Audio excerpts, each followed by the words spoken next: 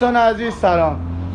این بنده خدا مشتریمون اومده یه منبع 715 انداخته، ولی متاسفانه ما اون روز نبودیم، رفته جای دیگه انداخته. نگاه کنیم برداشته این منبع رو به این لوله واسطه جوش داده، فلنچیش نکرده، پیچ و مورش نکرده. الان بنده خدا میخواد فابریکش کنه، این منبع رو برداره فابریک کنه، ولی متاسفانه بعد این لوله هم باهاش عوض کنه تا پیچ و مورشه فابریکش. حالا ما میایم بالا یه دونه منبع براش گذاشتیم، این منبع اینم لوله واسطه‌اش، میبندیم و اتمام کار رو بهتون نشون میدیم.